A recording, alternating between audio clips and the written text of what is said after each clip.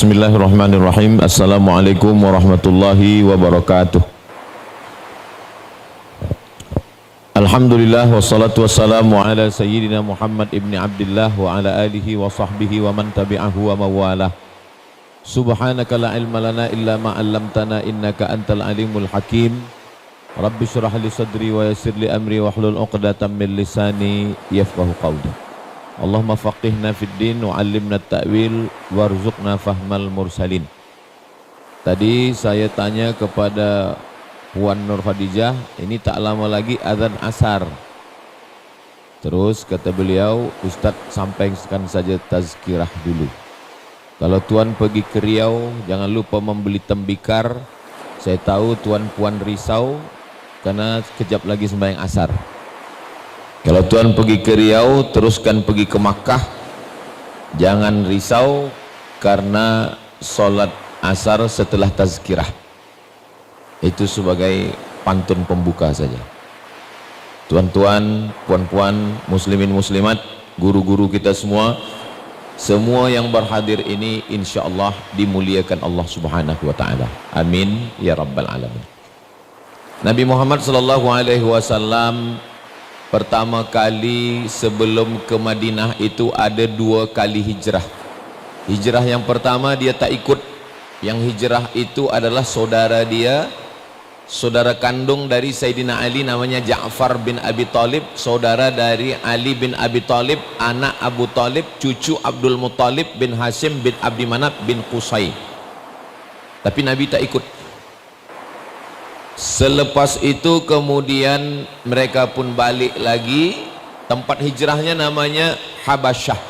Orang sekarang menyebutnya Ethiopia.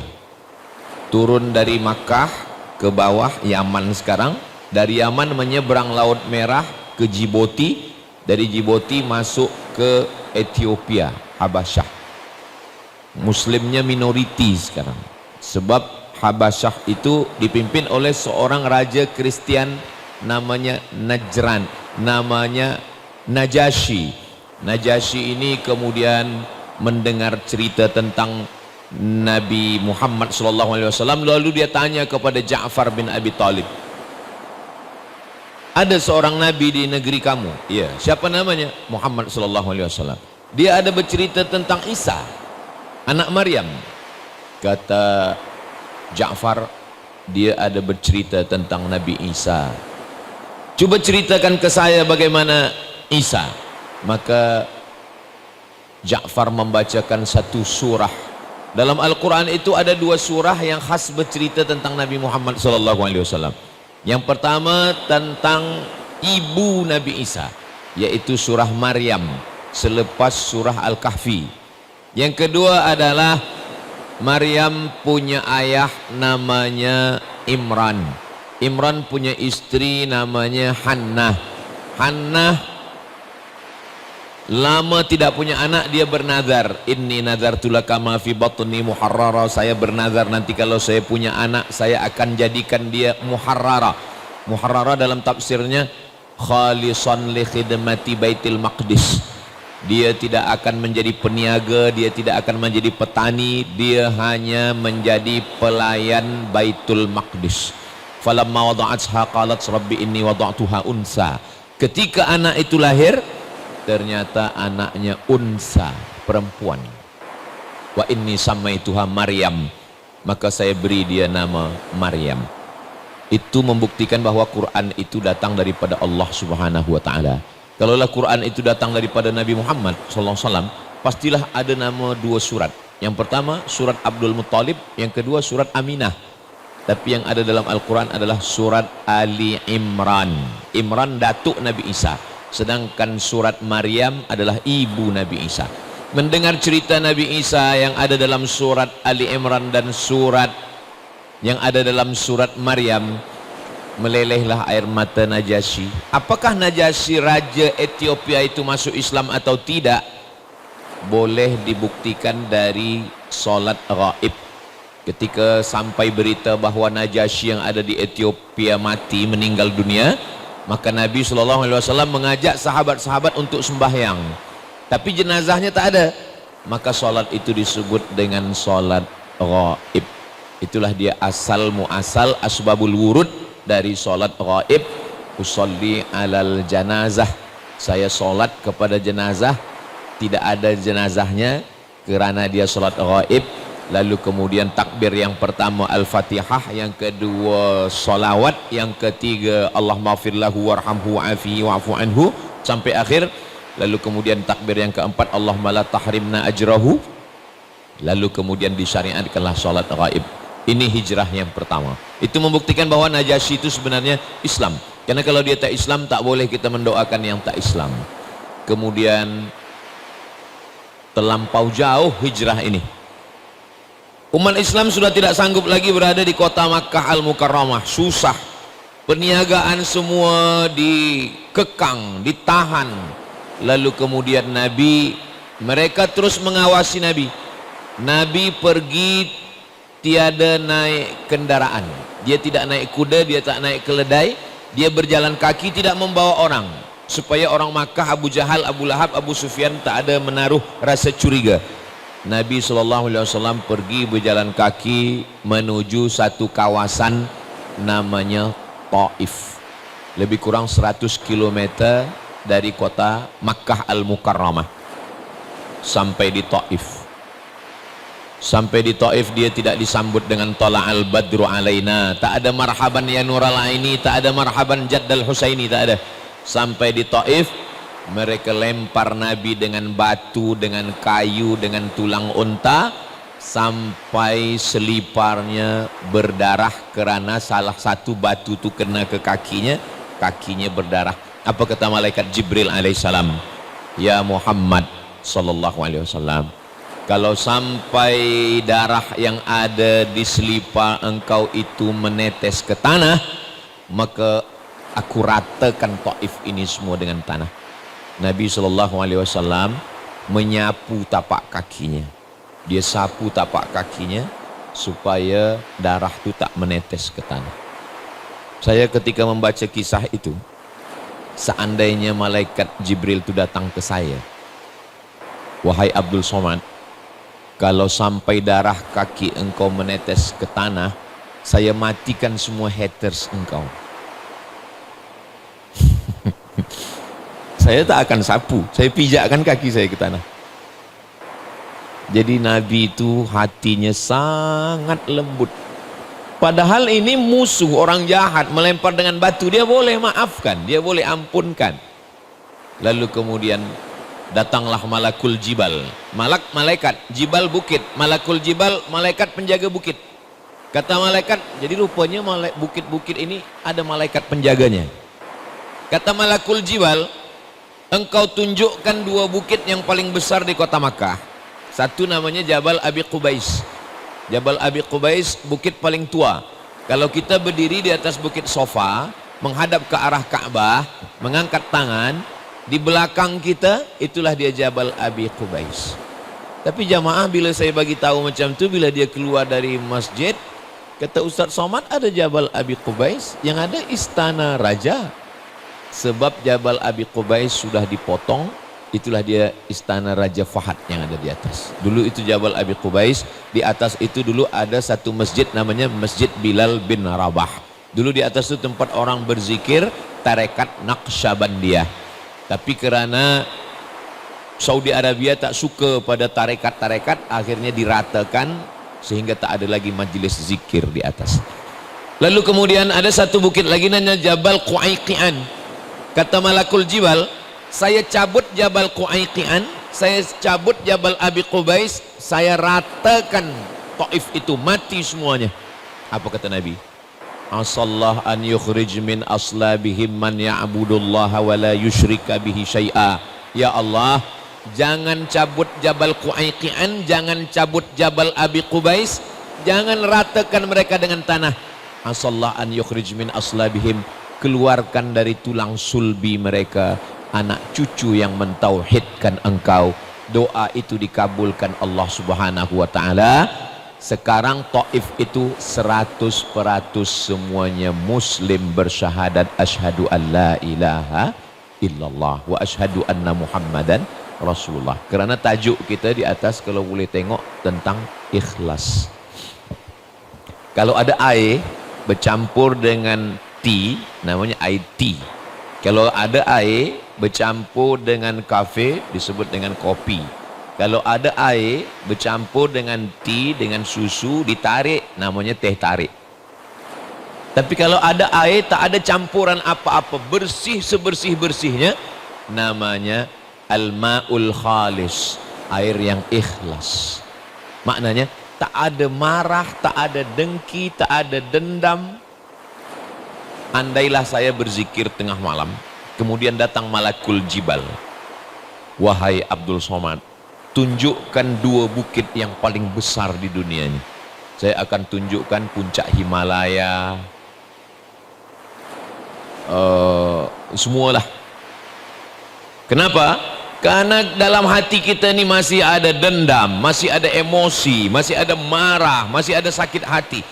Nabi Muhammad sudah hilangkan itu semua. Mudah-mudahan kita dengan banyaknya mengkaji tentang Nabi ini, lama-lama hati kita semuanya ikhlas, bersih karena Allah Subhanahu wa taala. Amin. Lalu kemudian selepas itu Nabi pergi bernaung ke satu taman, kebun punya orang kafir musyrik. Rupanya orang kafir musyrik ini walaupun dia jahat, dia tak sampai hati menengok Nabi dari jauh, dengan kaki terluka duduk bersendirian. Maka dia suruhlah budak sahaya dia, budak hamba sahaya, namanya Addas namanya. Addas, cuba engkau bagi setangkai anggur. Kebetulan waktu itu sedang musim anggur. Ini menunjukkan bahwa kisah ini musim panas. Karena kalau musim sejuk, anggur tak ada, kering semua. Ambil setangkai anggur, bagi kepada dia yang sedang bersedih. Datanglah Addas, budak hamba sahaya miskin susah tadi, memberikan setangkai anggur kepada Nabi Muhammad SAW. Nabi pun mengambil anggur itu, lalu Nabi masukkan ke mulutnya. Kata Nabi, Bismillah. Addas terkejut. Apa kata engkau tadi? Kata Addas, Bismillah.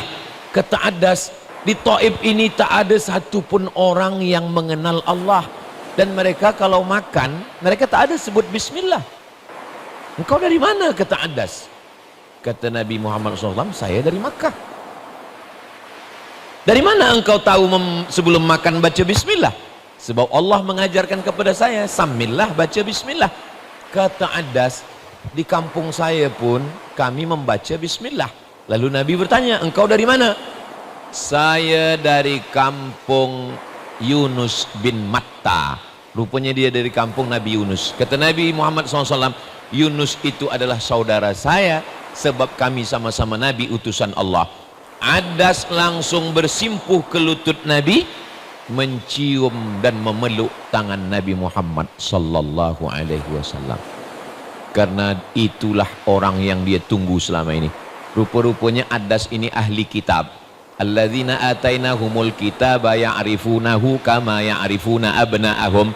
Orang ahli kitab, mereka mengenal Nabi Muhammad SAW sebagaimana mereka mengenal anak kandung mereka sendiri. Mereka tak perlu kenal lama-lama, cukup sekali waktu makan baca Bismillah, dia dah tahu ini pasti adalah salah satu dari utusan Allah Subhanahu wa taala. Jadi kalau ada kawan kita, sahabat kita makan tak baca Bismillah, mungkin ini orang Taif sebelum Islam. Bismillah, sependek-pendek baca Bismillah. Kalau ada orang yang baca Allahumma barik lana fima razaqtana wa qina azabannar, hadis dhaif. Oh, hadis dhaif tak boleh pakai. Hadis dhaif boleh pakai kalau cukup 5 syarat. Dia bukan hukum akidah, bukan halal haram, bukan pula ada periwayatnya yang kadzab, pendusta, penipu, pembohong. Dia masih bernaung pada hadis sahih dan untuk fadail a'mal. Mana tahu nanti bila ada orang yang kritik kita bila kita makan. Sekarang ni banyak orang 2-3 kali mengaji belum berguru dah suka kritik orang. Allahumma barik lana fima razaqtana. Hadis dhaif. Jadi kalau ada orang yang baca doa Bismillah, tak baca doa panjang, 2 kemungkinan. Pertama, dia tak nak guna hadis dhaif. Yang kedua, dia lapar betul. Bismillah, ya ghulam samillah. Selepas itu Nabi Muhammad SAW pun balik dari Taif. Balik dari Taif, di tengah jalan sebelum masuk ke kota Makkah dia baca Quran. A'udzubillahi minasyaitonirrajim. Bismillahirrahmanirrahim. Nabi baca Quran tidak tengok mushaf, sebab Nabi tak boleh baca. Dia ummi, tak baca. Dia hanya membaca hafazannya saja. Tiba-tiba terdengar suara, inna sami'na qur'anan ajaba. Kami mendengarkan bacaan Al-Quran yang sangat ajaba, ajib, amazing, luar biasa. Yahdi ila rusdi amanna. Bacaan yang kami dengar ini menunjukkan kepada jalan kebenaran. Wa anna minnal muslimuna wa minnal qasitun. Kami ini ada yang Islam, ada yang kafir. Rupanya waktu Nabi membaca Quran tadi didengar oleh beberapa jin. Itulah turunnya surat Al-Jin. Dan tempat Nabi membaca Quran yang ada jin itu, itulah dia masjid. Ini sofa, ini ma'la. Dari sofa Marwah, dari Marwah ke ma'la. Sebelum ma'la ini ada masjid kecil namanya Masjid Jin. Maka di atas masjid itu ditulis surat Al-Jin. Qul uhiya ilayya annahu istama'ana farum minal jinni inna sami'na qur'anan ajaba yahdi ila rusdi. Sekelompok jin mendengar Nabi membaca Al-Quran. Apa pelajaran dari sini? Kalaupun orang Taif tidak mau mengikut kamu ya Muhammad sallallahu alaihi wasallam, tapi ada beberapa jin yang masuk Islam. Nanti kalau pergi ke Makkah, berangkat umroh, ziarah ke Ma'la, solatlah di masjid jin. Tapi niatnya jangan lain-lain, hanya solat saja. Sebab banyak juga beberapa jamaah ni solat masjid jin, nak bawa jin pula balik ke kampung.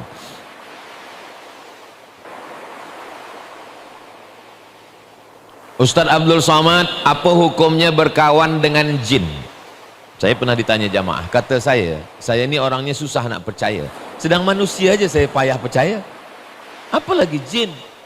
Jadi tak usah mencari kawan-kawan yang lain. Andai saya sedang berzikir, afdalu dzikri fa'lam annahu la ilaha illallah, tiba-tiba datang jin, hai Abdul Somad, saya adalah jin, saya nak berkawan dengan kamu. Saya akan jawab, saya tak perlu kawan, sebab follower saya 9 juta di Instagram. Sombongnya Ustaz Somad. Bukan sombong, maksud saya yang belum follow lah. Jangan berkawan dengan jin, sebab jin ni banyak yang mengaku elok, baik. Lah itu Nabi Muhammad SAW, Nabi dijaga Allah Ta'ala. Sedangkan Nabi Sulaiman dijaga Allah.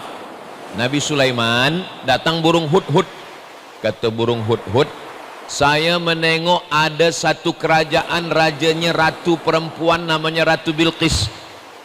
Kata Nabi Sulaiman, coba tengok Bilqis di mana. Bilqis sekarang sedang berada di jalan, dan tak lama lagi dia akan sampai kepada kerajaan Sulaiman di Palestina. Ratu Sabak, Bilqis di Yaman, 3000 km.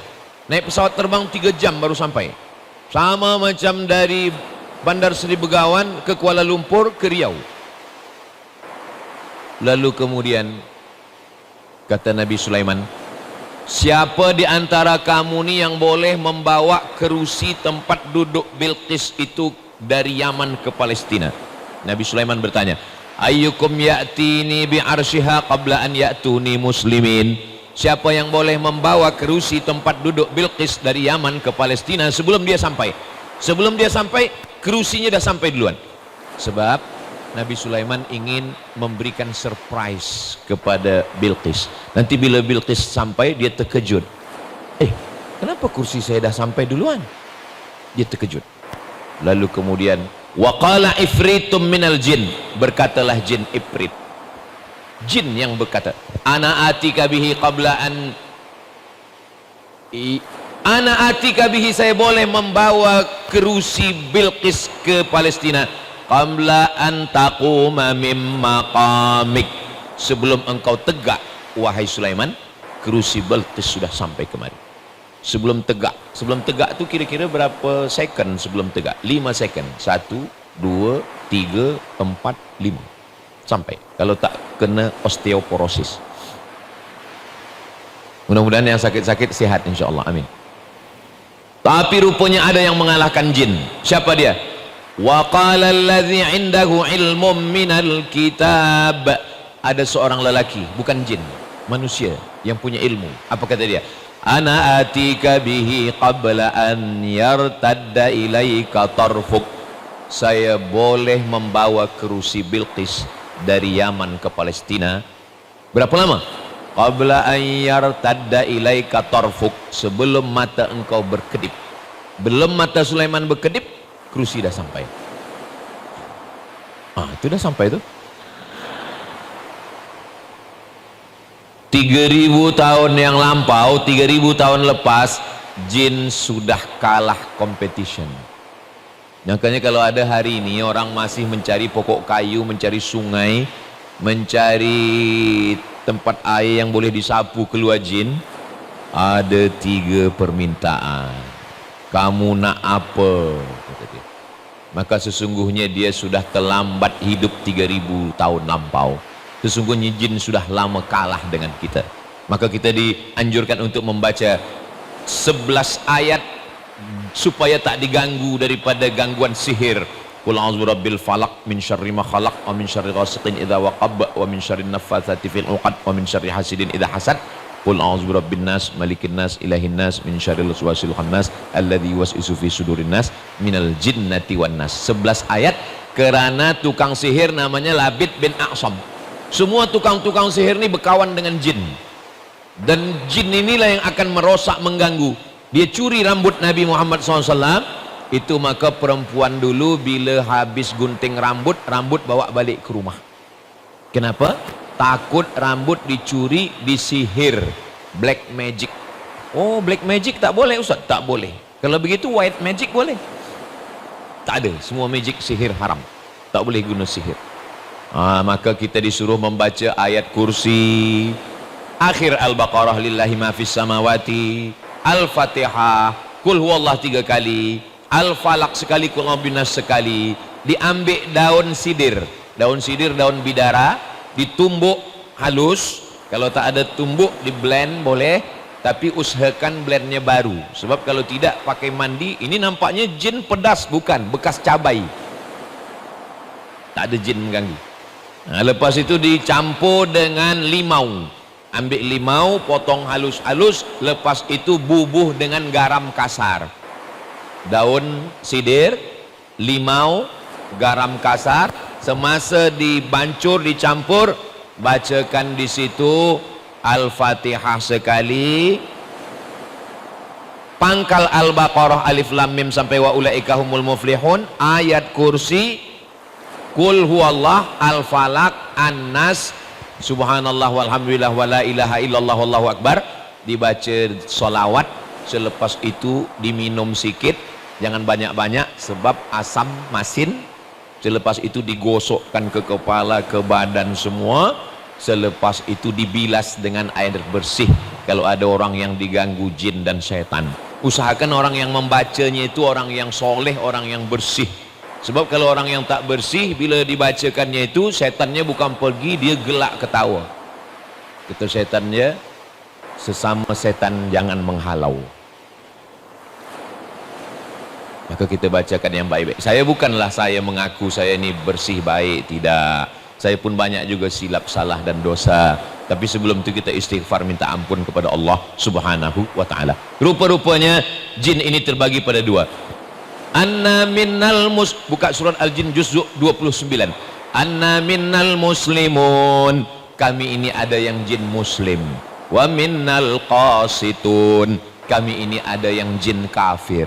Yang muslim itu taharraw rasyada, selalu mencari jalan yang lurus. Adapun yang kafir, kanu li jahannama hataba, mereka akan menjadi bahan bakarnya api neraka. Mudah-mudahan anak-anak cucu kita dijaga Allah dari gangguan jin syaitan ini, insyaallah. Amin ya rabbal alamin.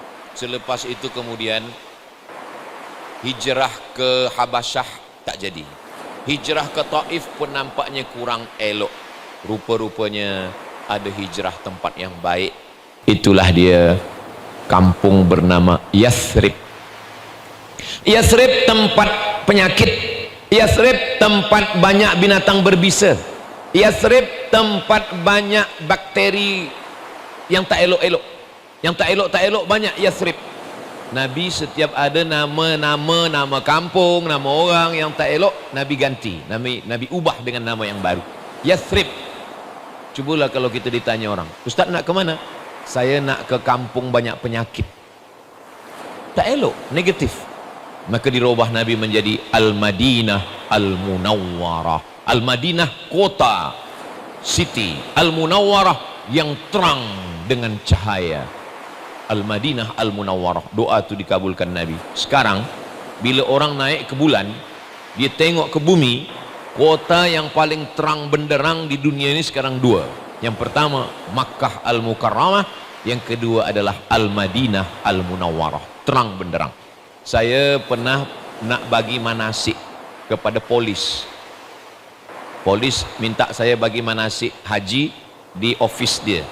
Saya sampai di office, selamat datang Ustaz Abdul Samad, kita manasik. Mana jamaahnya tuan polis? Tak ada, saya seorang saja. Hah? Kita berdua saja? Ya. Ada satu yang saya nak tanya Ustaz. Apa nak tanya? Saya biasa kalau saya nak pergi ke suatu kota, saya cek dulu hotel saya di mana, nanti saya kerja urusan di mana, lalu kemudian dari hotel ke tempat saya kerja ni berapa kilometer jalannya. Terus apa yang nak tanya? Tapi Makkah Madinah ini Ustaz Abdul Somad, saya dah cek hotel saya di sini, Masjidil Haram di sini, Masjid Nabawi di sini. Terus apa masalahnya? Aplikasi alat yang saya pakai nak tengok tu tak boleh tengok sebab terlampau terang. Macam mana ni Ustaz? Kata dia. Saya jawab, saya pun baru tahu sekarang. Dia polis, dia nak guna alat nak tengok tu pun tak boleh cek. Sebab apa? Sebab terlampau terang benderang. Orang kalau terlampau terang, kalau kita tengok lampu yang terlampau terang, mata kita silau, tak boleh. Itu maka puan-puan jangan terlampau banyak pakai skincare. Nanti suami balik silau, kata dia. Nah, sampai mana cerita kita tadi?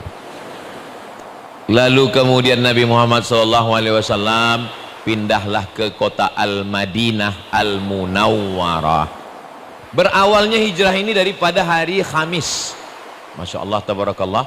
Kita masa membuat jadual ni tak ada kita tengok hari Khamis semalam, hari ini hari Jumat. Dan memang hijrah ini berawal daripada hari Khamis. Pada hari Khamis berkumpullah semua kepala-kepala suku, kabilah-kabilah yang ada. Apa agenda mereka? Bagaimana membunuh Muhammad sallallahu alaihi wasallam. Bagaimana cara kita membunuh dia? Yang satu mengatakan, kita ikat tangan kaki dia, kita letakkan dia di samping Ka'bah, kita kurung dia dalam box, jangan bagi makan, jangan bagi minum. Biarkan dia mati kering di samping Ka'bah sebab panas. Yang satu tak bersetuju. Kata satu kepala suku, itu kita buat. Kata yang satu, saya tak bersetuju. Sebab apa? Sebab dia punya banyak pengikut. Nanti kalau pengikut-pengikut budak hamba sahaya yang kuat-kuat, budak-budak hitam dari Habasyah ini menengok tuan mereka disakiti, mereka nanti akan mengamuk, akan terjadi revolusi dan kita semua akan mati. Okey, ada idea lain? Yang satu mengatakan, kalau begitu kita hantar saja dia ke tempat yang jauh. Selepas kita hantar dia tempat jauh, kita tenang, kita selesa, tak ada lagi yang ganggu kita di kota Makkah. Ini pun tak boleh, sebab dia bercakap mulutnya manis. Orang semua nanti akan ikut dia. Bila dia pergi ke suatu tempat yang jauh, nanti di sana dia akan banyak pengikut, nanti dia akan balik ke Makkah, dia akan bunuh kita semua. Macam mana? Ada satu, ada idea. Saya ada idea. Macam mana? Nanti malam, tengah malam, kita masukkan seorang belia pemuda, dia bawa satu pedang, dia pancung kepala Muhammad sallallahu alaihi wasallam. Senang saja. Saya pun tak bersetuju, kata pengetua. Kenapa? Karena Muhammad ini bukan orang kecil. Muhammad anak Abdullah, Abdullah anak Abdul Muttalib, Abdul Muttalib anak Hashim, Hashim anak Abdi Manaf, Abdi Manaf anak Qusay, Qusay keturunan Adnan, Adnan keturunan Ismail, Ismail anak Ibrahim alaihissalam. Mereka ni bangsawan.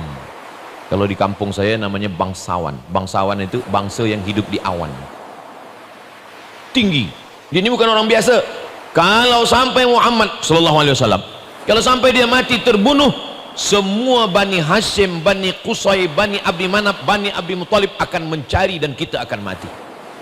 Lalu kemudian mereka pun lama terdiam. Macam mana cara membunuh? Oh, saya ada idea. Macam mana?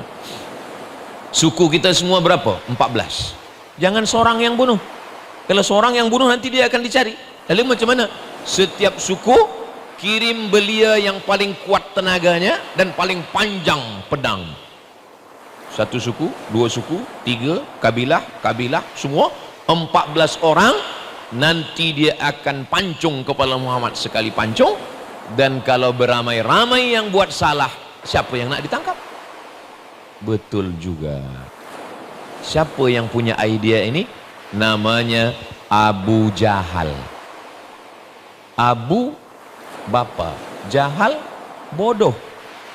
Abu Jahal bapa bodoh. Kenapa idea dia elok? Kalau untuk yang baik dia bodoh, tapi kalau untuk yang jahat dia smart.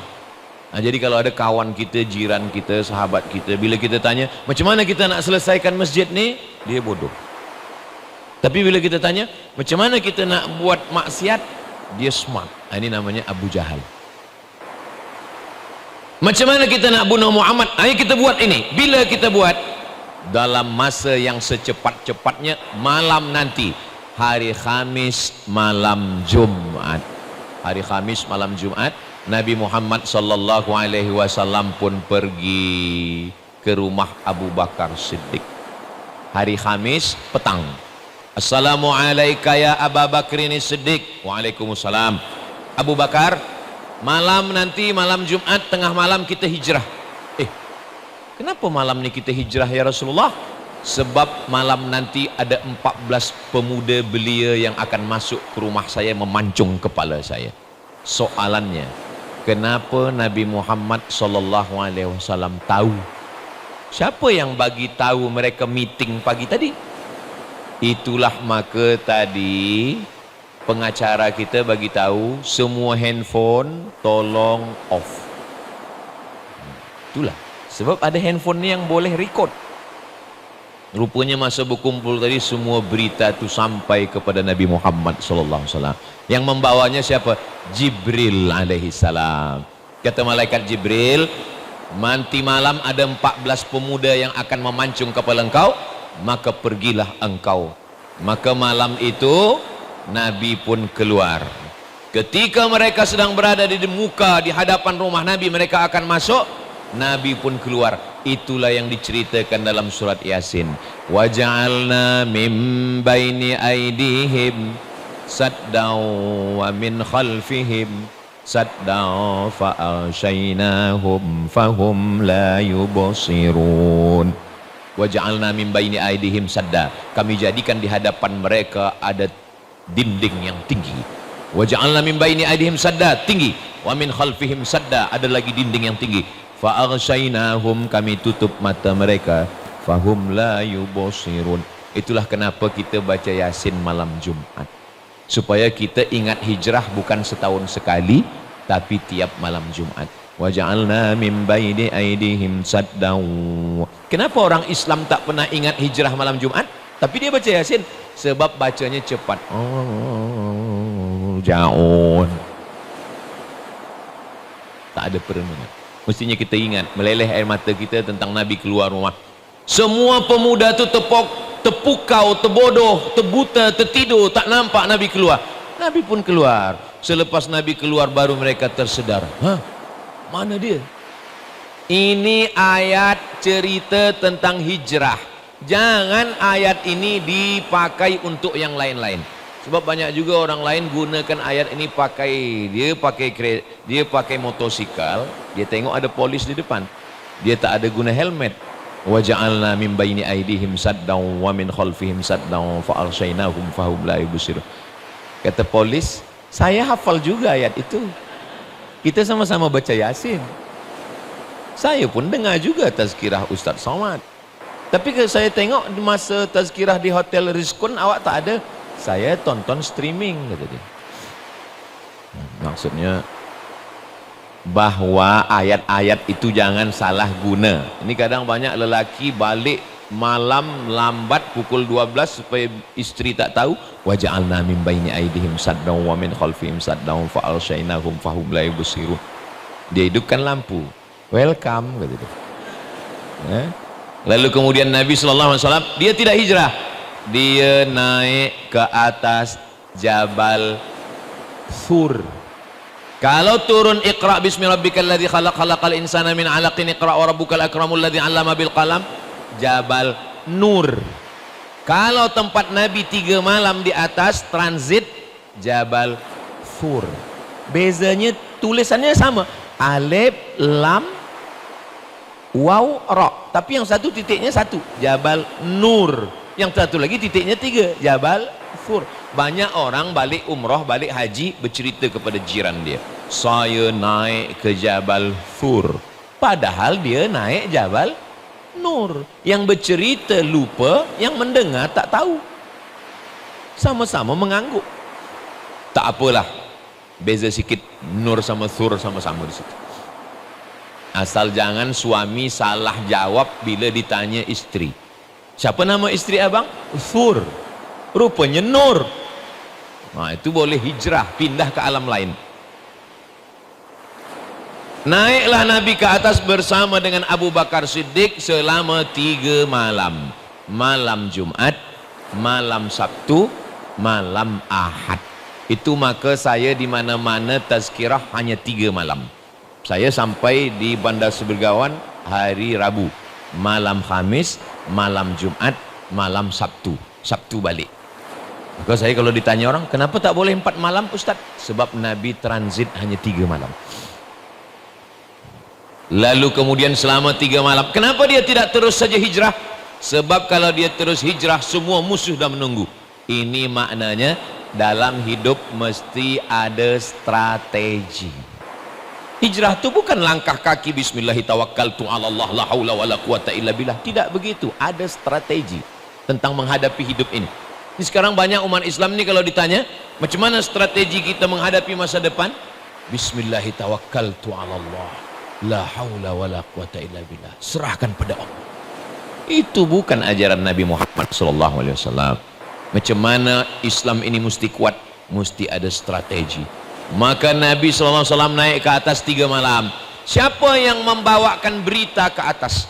News yang ada di hiruk pikuk di Makkah, orang mencari-cari berita ke atas. Ada seorang lelaki yang siang dia di Makkah, malam dia naik ke atas, namanya Abdullah.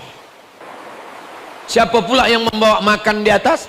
Nabi tak berdoa minta makan, Allahumma anzil alaina ma'idatan minas sama, wahai Jibril turunkanlah makanan. Tak. Yang membawa makanan ke atas adalah Asma binti Abi Bakar. Memang dari dulu perempuan bawa makanan, Asma binti Abi Bakar. Ada pula seorang lelaki di bawah berpura-pura membawa kambing. Dia bagi rumput ke kambing. Sebenarnya dia adalah spy. Dia adalah mata-mata yang sedang menengok siapa yang akan naik ke atas. Siapa yang mengawani Nabi di atas? Yang menemani Nabi di atas adalah Abu Bakar Siddiq. Sebelum masuk ke dalam lubang batu, Abu Bakar Siddiq menahan Nabi SAW. Bila saya sebut Asma binti Abi Bakar bawa makanan, rupanya makanan sedang dibagi di belakang. Kata Abu Bakar Siddiq, jangan engkau masuk ke dalam lubang batu ya Rasulullah. Kata Rasul, kenapa tak boleh masuk? Mungkin di dalam ada binatang berbisa, mungkin di dalam ada binatang buas, mungkin ada ular.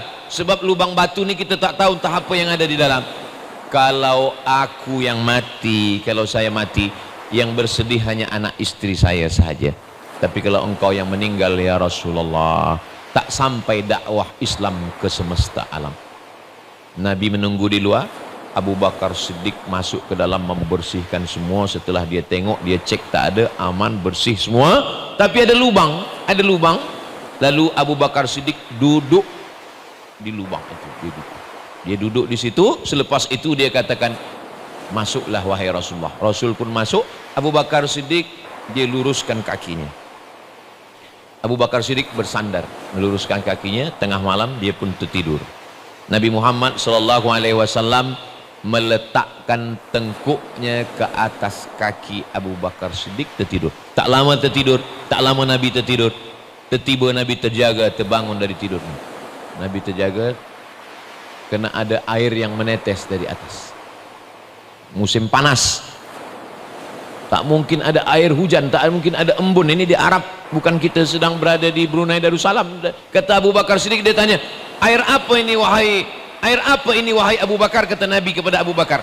Kata Abu Bakar Siddiq, air mata Abu Bakar jatuh ke wajah Nabi. Kenapa engkau menangis Abu Bakar? Kata Abu Bakar Siddiq, rupanya di lubang yang dia duduk itu ada binatang berbisa menyengat kakinya dan dia tidak gerakkan. Dia tahan kakinya tidak bergerak. Dia boleh tahan kakinya. Yang dia tak tahan adalah air matanya menetes menahankan sakit. Itu maka kalau kita sebut dalam sembahyang tarawih, Al-Khalifatul Awwal Sayyiduna Abu Bakrin Siddiq, dan semua jamaah menjawab. Di Brunei Darussalam macam itu juga. Al-Khalifatul Awwal Sayyiduna Abu Bakrin Siddiq radhiyallahu an. Itu untuk membezakan kita dengan Syiah. Sebab Syiah melaknat Abu Bakar, Syiah melaknat Umar, sebab mereka menganggap Abu Bakar dan Umar beserta Utsman mengambil khilafah kekuasaan Sayyidina Ali. Sedangkan kita ahlu sunnah wal jamaah sampai hari ini, sampai Ramadan ini, bila disebut nama Abu Bakar kita kata radhiyallahu an, Allah meridai dia. Saya dari mula hari hari Rabu, hari Khamisnya hari Jumat, esok hari Sabtu, last kali subuh, esok pulang, bila pengacara sebutkan nama saya, kita akan dengarkan tazkirah dari Ustaz Abdul Somad. Belum ada lagi jamaah yang menjawab radhiyallahu an. Belum ada. Kenapa? Karena PhD, Master, BA itu ada university yang memberikan. Belajar dia bagi BA, belajar lagi dia bagi Master, belajar lagi dia bagi PhD. Tapi radhiyallahu an itu datang dari Allah Subhanahu wa taala. Ada dalam Al-Qur'an. As-sabiquna al-awwaluna minal muhajirin wal ansar walladzina taba'uuhum bi ihsan. Mereka itu adalah radhiyallahu anhum wa radu an. Malam Jumat, malam Sabtu, malam Ahad. Ahad malam Isnin mereka pun bertolak menuju Yathrib. Jalan biasa tak boleh. Jalan yang agak jauh sikit, lebih dari 150 km. Jadi kalau yang biasa itu 500, dia menjadi 650 km, sebab dia mencari jalan yang lain, menelusuri tepi Laut Merah. Larulah dia sampai. Yang menunjukkan jalan ini namanya Abdullah bin Uraiqid. Abdullah bin Uraiqid tak Islam. Ini menunjukkan kita boleh tolong menolong dengan orang yang tak Islam, kalau dia tidak memudaratkan bagi kita. Wala ana abidum ma'abadtum wala antum abiduna ma'abud lakum dinukum. Mereka pun berjalan terus. Begitu mereka berjalan, malam Isnin, Nabi hijrah Isnin, sampai di Madinah Isnin, lahir Isnin, meninggal Isnin. Mudah nih. Hijrah Isnin, sampai Madinah Isnin, lahir Isnin, meninggal Isnin. Nabi bersama Abu Bakar berdua. Abu Bakar menengok di belakang ada debu. Gurun pasir ni kalau kuda tu kencang, debunya naik ke atas. Kata Abu Bakar, saya menengok ada debu di belakang, ini pasti ada orang mengejar kita ya Rasulullah. Kata Nabi, biarkan dia. Tak lama orang yang mengejar dengan kuda ni, dia hadang Nabi di depan. Selepas itu dia pun terjatuh. Rupanya yang mengejar ini namanya Suraqah bin Malik. Kata Suraqah bin Malik, aku belum pernah jatuh dari kuda seumur hidup wahai Muhammad sallallahu alaihi wasallam. Tapi hari ini saya jatuh. Di sini saya sedar bahwa orang yang saya kejar ini bukan manusia biasa, bahwa engkau memang nabi, bahwa engkau memang Rasul utusan Allah Subhanahu wa taala. Kenapa engkau mengejar kami wahai Suraqah? Kerana saya dijanjikan kalau saya boleh memancung kepala engkau, saya akan dapat 100 ekor unta. Kata Suraqah bin Malik, saya akan balik ke kota Makkah. Apa jawab Nabi kepada Suraqah? Hanya satu saja. Arib anna. Diam, silent, sembunyikan berita tentang kami. Jangan kau cakap apa-apa, baliklah ke kota Makkah. Apa pelajaran yang kita boleh ambil dari sini? Ada orang yang berangkat dari rumah niatnya ingin membunuh Nabi, niatnya ingin memancung kepala Nabi, niatnya ingin mendapatkan harta haram. Tapi rupanya Allah berikan kebaikan. Tapi berapa banyak orang yang dari rumah niatnya baik, mencari rezeki yang halal, tapi rupanya di tengah jalan dia mendapatkan yang haram. Mudah-mudahan kita tidak masuk dalam dua-duanya. Kita hanya masuk dalam satu. Berangkatnya baik, sampainya baik, baliknya pun baik insya-Allah. Kalaupun ada pernah kita silap salah tak baik macam Suraqah, dari rumah tak baik, tapi di tempat itu kita mendapatkan kebaikan, balik pun menjadi orang baik. Suraqah balik, mereka teruskan perjalanan. Mereka teruskan perjalanan, persediaan air mereka habis. Lalu kemudian mereka menengok ada tempat pengembalaan kambing, unta dan lembu. Ada tradisi orang Arab jahiliyah, walaupun orang Arab jahiliyah jahat, musyrik, kafir, tapi mereka sahak, mereka dermawan, mereka baik. Kalau kita musafir boleh minta susu kambing.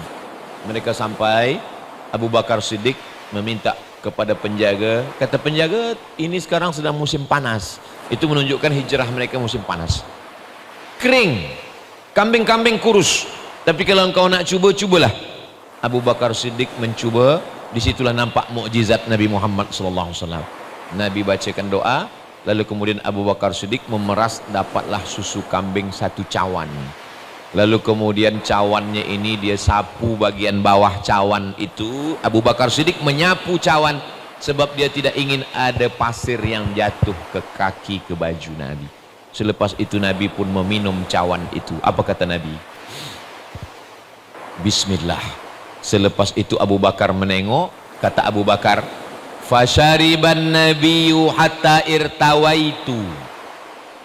Nabi meminum air susu kambing itu hatta irtawaitu, sampai hausku hilang.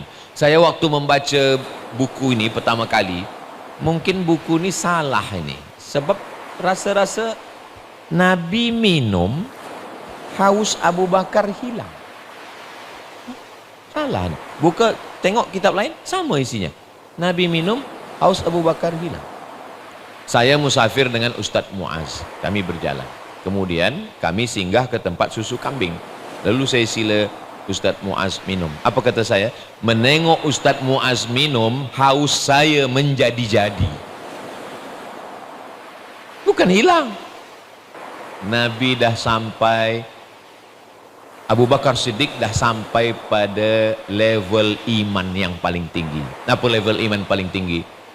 La yu'minu ahadukum hatta yuhibba li akhihi ma yuhibbu li nafsihi. Menengok orang lain senang, kita ikut senang. Menengok orang lain susah, kita ikut sakit. Sekarang, adakah kita susah menengok saudara kita di Gaza? Kalau kita susah, kita mungkin dah hampir level Abu Bakar Siddiq. Tapi jangan panggil saya Abu Bakar, tetap panggil Abdul Somad. Tapi kalau kita tak ada peduli, na'udzubillah. Man lam yahtam bi amril muslimin falaysa minhum. Siapa yang tak peduli kepada umat Islam, maka dia bukan umat Nabi Muhammad sallallahu alaihi wasallam. Mereka teruskan perjalanan. Ini kalau diteruskan perjalanan ini habis waktu asar. Okey, kita yang hijrah yang short sajalah.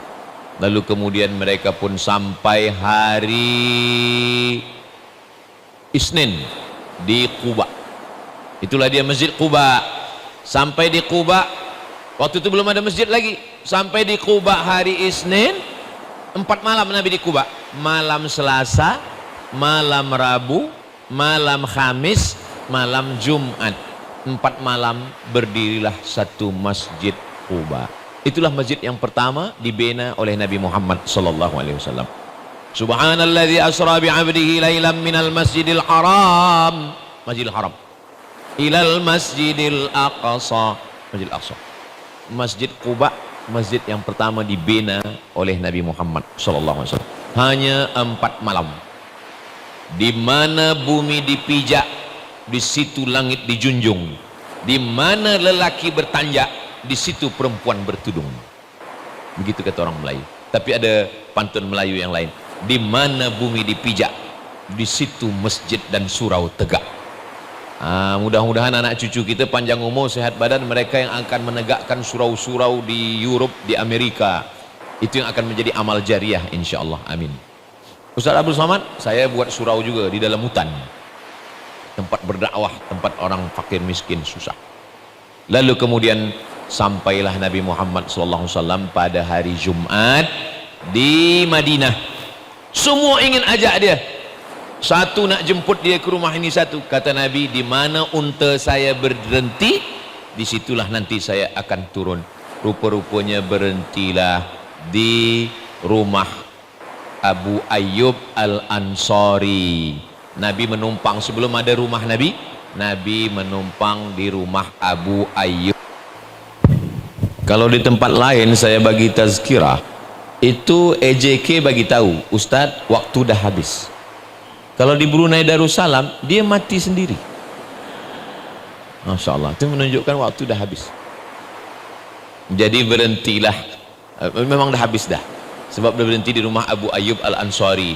Abu Ayyub Al-Ansari ini, masa dia umur 80 tahun, ada sahabat Nabi yang ingin pergi ke Konstantinopel, satu kota yang diasaskan oleh Kaisar Konstantin. Sebab Nabi pernah bersabda, la taftahunnal Konstantiniyah, kamu akan merebut Konstantinopel. Tapi rupa-rupanya tak berhasil. Abu Ayyub Al-Ansari meninggal di Konstantinopel, kuburnya di bawah pokok kayu. 700 tahun selepas itu barulah Konstantinopel itu direbut oleh seorang lelaki bernama Muhammad Al-Fatih. Muhammad Al-Fatih punya guru namanya Agha Syamsuddin. Agha Syamsuddin membawa Muhammad Al-Fatih umur 19 tahun. Wahai Al-Fatih, ini adalah kubur makam Abu Ayyub Al-Ansari, umur 80 tahun dulu ingin merebut Konstantinopel. Aku ingin engkau merebut Konstantinopel. Maka selepas 700 tahun dah meninggal pun dia tetap memberikan semangat. Insya Allah panjang umur, sehat badan, nanti kita ke Konstantinopel yang diubah namanya menjadi Istanbul, Turki. Itulah perjalanan hijrah yang boleh saya sampaikan. Terima kasih.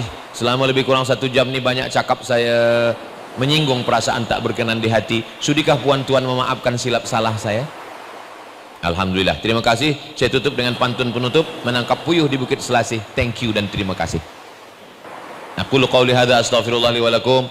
Subhanakallahumma wa bihamdika asyhadu an la ilaha illa anta astaghfiruka wa atubu ilaik. Wassalamualaikum warahmatullahi wabarakatuh.